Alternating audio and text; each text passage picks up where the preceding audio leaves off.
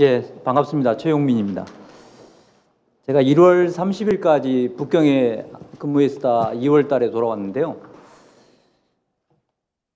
최근에 이제 그런 어떤 체감적으로 느끼는 게 훨씬 더 강해진 듯한 느낌을 받는데, 이런 부분을 좀 먼저 사전적으로 이해할 필요가 있을 것 같습니다. 중국은 잘 아시겠지만 정부와 또는 정부 위에 이제 당이 있는 거고, 그래서 중국 북경시장보다 위가 북경시 공산당 주석이 이제 그 서기가 위인 건 다 아실 거고요. 그다음에 언론이나 뿐만 아니라 이제 기업에도 사실은 공산당 조직이 다 있습니다. 특히나 중국의 경제를 이끌어가는 한 축 중에 하나인 중앙 그런 기업들은 사실 임명권까지도 이제 공산당이 갖고 있는 CEO 임명권을요. 그런 체제라는 부분에서 두 가지의 이제 특징이 나타나는데, 어떤 문서가 없이 어떤 액션이 취해질 수 있고, 그다음에 또 일사불란하다는 느낌을 받고 한 목소리를 낸다는 측면을 받을 수 있습니다. 그 부분이 이제 타격을 또 빠르고 신속하게 이행한다는 그런 부분도 있지만, 또 반대로 또 쉽게 종료될 수 있다는 그런 부분의 또 표현이기도 합니다. 기존에 이제 일본이라든가 필리핀이라든가 아니면 어떤 노르웨이라든가 이런 제재에서 보면 그 특징이 이제 그대로 반영된다는 걸 사전적으로 하나 말씀드리고요.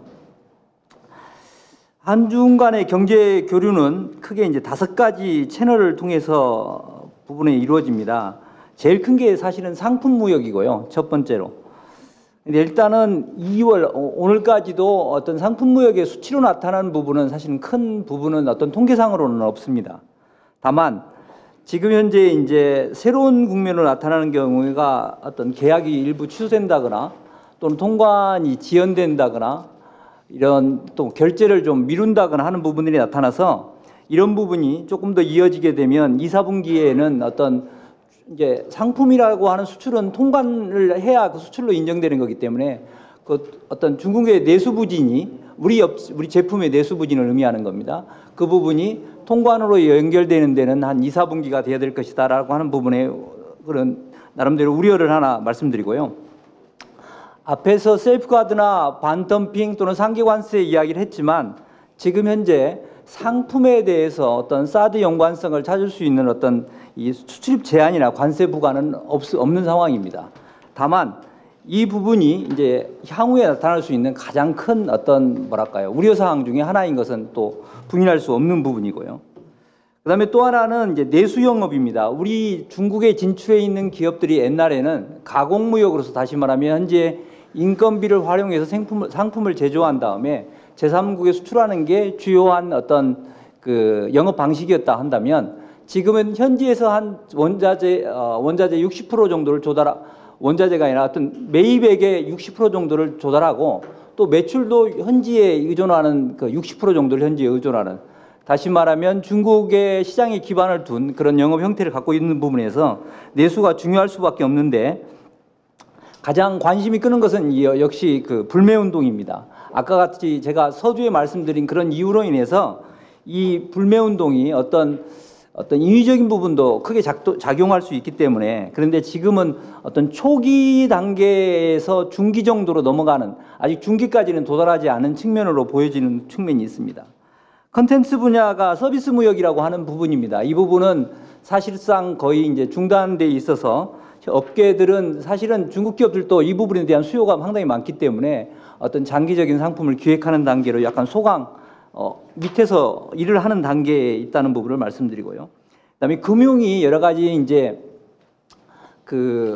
아까 저런 얘기, 채권이라든가 이런 이야기를 언급했지만, 얘가 여기서 언급하고 있는 것은 사실은 우리 은행들이 지방은행을 포함해서 중국에 거의 대다수가 진출해 있습니다. 그런 측면에서 기존의 비즈니스 영역이 우리 기업뿐만 아니라 중국의 업체로 뻗어나가야 이제 나름대로 자생력을 가질 수 있는데, 그런 측면에서 지금 좀 나름대로 한계에 부딪히고 있다는 부분을 말씀드립니다.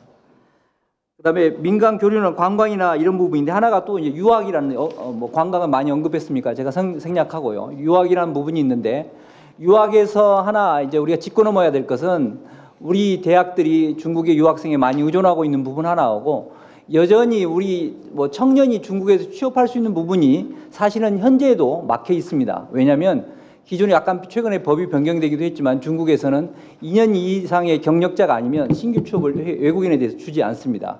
그런 측면에서 어떤 사드의 이 부분하고 영향이 조금은 잘 구분해서 봐야 된다는 측면을 말씀드리고요. 그래서 저는 기회 있을 때마다 말씀드리는 것 중에 하나가 우리 중국의 제재 수준을 나름대로 한 0에서 10 정도로 단계별로 본다고 한다면 서비스 기업과 내수는 5, 6단계에 가 있고 일반 무역은 아직 상대적으로 높은 수준은 아니라는 측면에서 3, 4단계 정도로 이야기하고요. 관광은 6, 7단계라고 말씀드릴 수 있습니다. 최근에 저희 무역협회에 대중무역 투자 무역 애로센터를 설치해서 각 기업들의 애로를 접수받고 있습니다. 그래서 어제 현재 한 70여 건 정도, 아마 늦게까지 하면 80여 건 정도 접수될 것이라고 보여지는데요. 그런 부분에서 이제 다양하게 기존보다 여러 가지 측면에서 나타나고 있다는 부분을 말씀드리고요. 잠깐 앞에서도 언급했지만 사실은 중국의 입장과 우리 입장이 단순하지 않다는 것을 이제 보여주는 측면이 교류 형태입니다. 중국은 우리가 미국이나 다른 나라에 비해서 소비재의 작년 기준이 정확히 5.6%입니다. 이 부분에 대해서 결국은 2차적인 타깃이 될 수 있다는 우려가 있는 부분이지만 또 우리 입장에서는 사실은 어떤 바운더리 측면에서는 이제 그 대상이 좀 줄어들 수 있다. 이런 측면에 또 부인할 수 없는 사실입니다. 그래서 자본재와 중간재가 훨씬 많아서 그 부분을 합하면 한 94%가 돼서 이 부분이 사실은 누가 손해냐 누가 이익이냐를 따지기가 쉽지 않은 그런 측면이 없지 않아 있는 부분입니다. 물론 이제 중국이 이런 부분을 또 감수할 수 있지 않겠느냐라는 말이 우세하긴 합니다만은 또 이런 부분은 또 중국 산업에 대한 그 데미지가 적지 않기 때문에 보여집니다. 예를 들면 우리가 수출을 많이 하는 품목과 수입 많이 하는 품목이 반도체입니다. 과연 이 반도체가 중국에서 어느 정도 역할을 하고 있는지는 뭐 설명하지 않더라도 다 알 것입니다. 이런 측면, 그다음에 뭐 무선통신기기는 좀 소비재를 한다 하더라도 컴퓨터라든가 철강이라든가 이런 부분에서 서로 맞물리는 교육 구조를 갖고 있다는 부분을 짚어드리고요. 또 하나는 직접 고용 인원이 우리 진출해 있는 우리 투자 기업이 한 거의 500억 달러를 중국에 투자했다고 합니다. 한 80만 명 정도를 고용하고 있는 걸로 현지에서. 그렇지만 2, 3차까지 1, 2, 3차 어떤 협력 부분에까지 중국 기업인 포함해서 보면 거의 100만 명 가까이 인원이 되지 않을까 하는 생각을 해서 이 부분이 지금 중국이 마늘파동과 같은 WTO 가입 이전의 문제와 그 이후에 2001년도에 가입한 이후에 양국의 그 문제는 이렇게 단순한 어떤 셈법으로 계산하기 힘들다는 측면을 참고적으로 말씀드립니다. 그러면 과연 어떤 해결의 방법이 있을 수 있을까? 어떤 경제적 관점에서 주로 말씀을 드리면 다자체를 통해서 중국이 그동안 주장하는 것과 지금의 방법이 맞지 않는다라고 하는 것을 주장할 필요가 있다고 생각합니다. 특히 중국은 어떤 나름대로 그 지도자의 어떤 말 한마디에 의해서 많은 것이 변하고 있는 그런 부분인데 그런 지도자가 한 그런 말과 지금의 것들을 잘 비교하는 어떤 단순한 최근의 일만이 아닌 전체적으로 비교하는 그런 노력들을 G20을 통해서 간접적으로 전달하는 부분이 필요하고요. 또는 많은 이야기를 하는 게 한중 FTA를 통해서 우리가 2015년 12월 20일부터 한중 FTA가 발효됐는데 그걸 통해서 문제 제기를 할 수 있지 않느냐 생각하는데 사실 여기는 한계가 있는 게 중국이 응하지 않거나 또는 중국이 응하더라도 거기에 대해서 알았다 정도 하고 아니면 뭐 반론을 피면 사실 대응 방법이 없습니다. 그렇지만 현실적으로 가장 가능한 부분이 WTO 제소인데요. WTO가 무력화되고 있다고 하지만 중국도 지금 미국과 EU를 WTO에 제소해 놓은 상황입니다.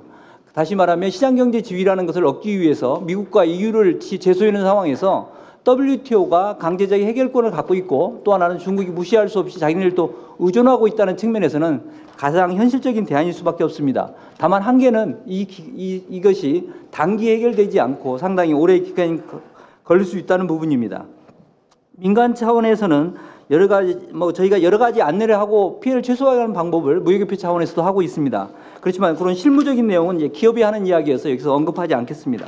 다만 저희도 민간적인 교류는 지속적으로 확대하고 강화하기 위해서 중국의 경제 관련 기관들하고 지속적으로 접촉하고 있습니다. 또 하나는 행사를 같이 함으로써 이 경제적 유대가 이 나름대로 어떤 한편으로는 정경 분리의 부분하고도 맥을 갖춰야 된다는 부분을 주장하고 있고 또 하나는 민간 차원의 교류는 영향을 최소화하도록 해야 된다는 논리를 주장하고 있고요. 또 하나는 향후에는 WTO 제소가든 어떤 부분에 해결이 되더라도 중요한 것은 기업이 피해를 받은 거에 대해서는 정확하게 조사를 하고 그 부분이 어떻게 불합리한지를 어떤 중국의 발표에만 의존할 게 아니고 우리 기업들에 대해서 심층적인 조사 그런 부분이 필요하다고 생각을 합니다.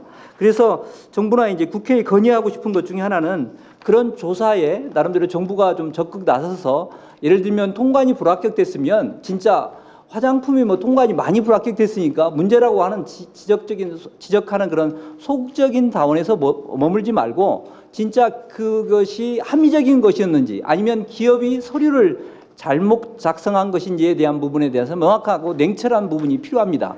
이것을 모두 몰아가는 것도 안 좋고 또 전혀 아니라고 하는 것도 나름대로의 그 설득력을 갖고 있지 못하기 때문에 그렇습니다. 또 하나는 기업을 지원한다고 정부가 발표하는 부분에 있어서 그건 뭐 당연히 저는 찬성하고 잘하는 일이라고 생각하지만 이런 부분들이 어떤 일시적이고 한계적인 부분이 없지 않아 있습니다. 그래서 국회 차원에서는 입법을 통해서 이런 부분들이 기업의 잘못이 없음에도 불구하고 나름대로 피해를 받는 부분은 어떤 입법적인 특별법 같은 걸 통해서 한시적이라도 좀 지원하는 방법을 모색하는 그런 노력을 해줬으면 하는 생각이 듭니다. 또 하나는 이제 국회에도 이제 그런 친중 인사들이 많이 있을 거라고 생각합니다. 또 그런 부분을 통해서 자꾸 공식적인 부분도 필요하지만 비공식적인 부분이 오히려 더 효과가 있었다고 생각합니다. 저희 경제계 부분에서도 그런 노력을 하려고 열심히 노력을 하고 있는 부분입니다. 결론적으로 말씀드리면 사실은 경제적인 부분과 안보적인 부분은 물론 각도가 참 다를 수 있지만 이 부분이 민간 차원 부분까지 지금 현재 영향을 받고 있기 때문에 그런 부분을 최소화하기 위해서 나름대로 이제 저희 경제계에 있는 사람들은 노력해야 되는 부분이지만 또는 이런 국회에서도 기업의 부분에 대해서 피해나 이런 부분을 조사하거나 내지는 그것이 합리적인 것에 대한 부분도 이렇게 언론에 간접적으로 의존하는 부분도 필요하지만 조금 더 현장에 대해서 좀 더 관심을 가져주셨으면 좋겠고 아까 말한 것처럼 좀 특별입법이나 이런 부분에 대해서도 제가 뭐 그쪽에 전문가는 아니지만 이런 부분에 대해서도 관심을 가져줬으면 좋겠습니다. 감사합니다. 네. 예, 사회를 맡았던